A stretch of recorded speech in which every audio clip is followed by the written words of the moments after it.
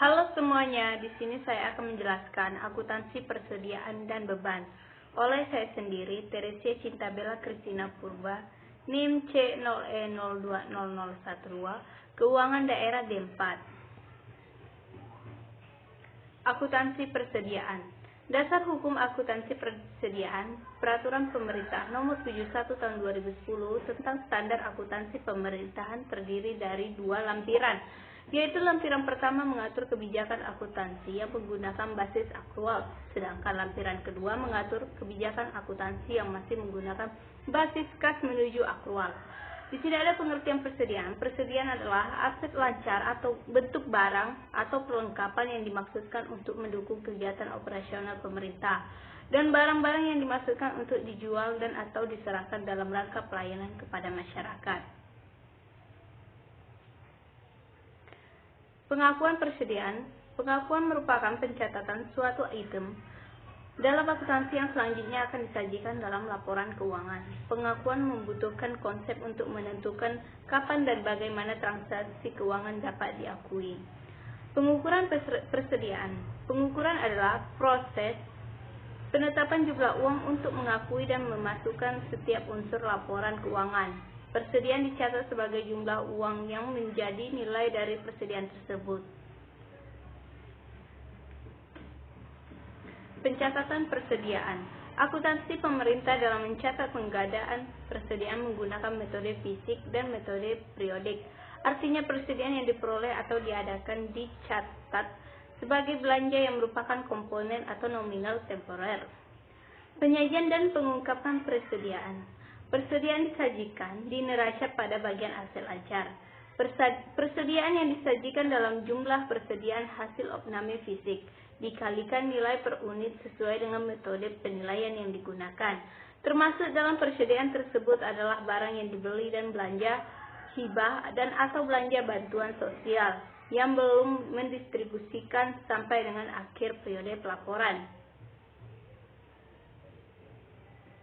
Akuntansi beban.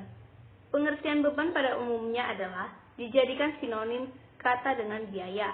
Tetapi menurut Soemarso, beban dapat didefinisikan sebagai aliran keluar terukur dari barang atau jasa yang kemudian ditandingkan dengan pendapatan untuk menentukan laba atau sebagai penurunan dalam aktiva bersih sebagai akibat dari penggunaan jasa ekonomis dalam menciptakan pendapatan atau pengenaan pajak oleh badan pemerintah.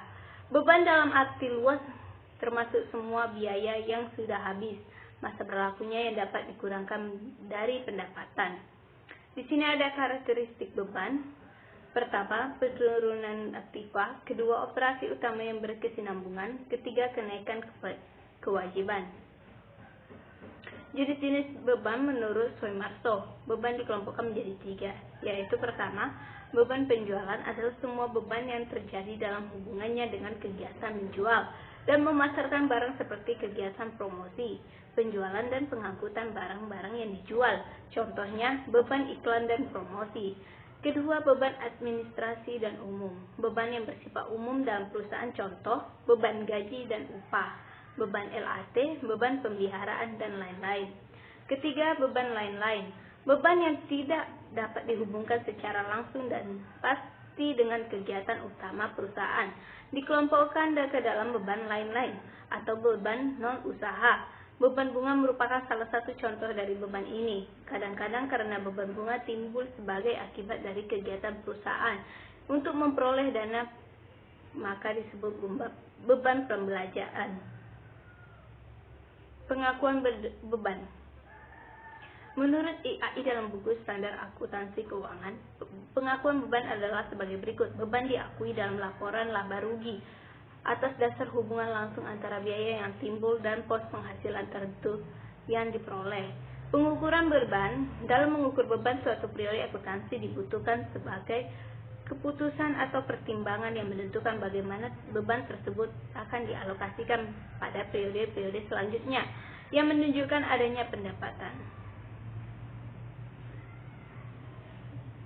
Penyajian beban. Laporan laba rugi dapat disusun dalam dua langkah. Yang pertama, single step atau langkah tunggal. Penyajiannya semua pendapatan dijumlahkan menjadi satu dikurangi seluruh beban.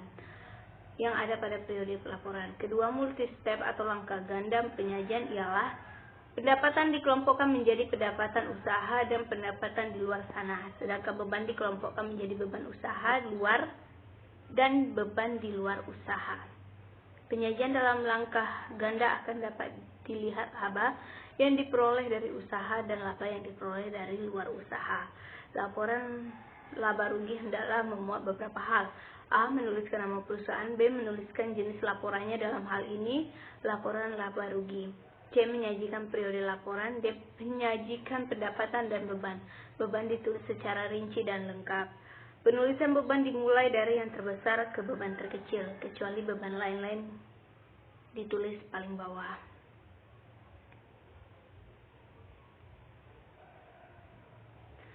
Sekian dari saya, terima kasih.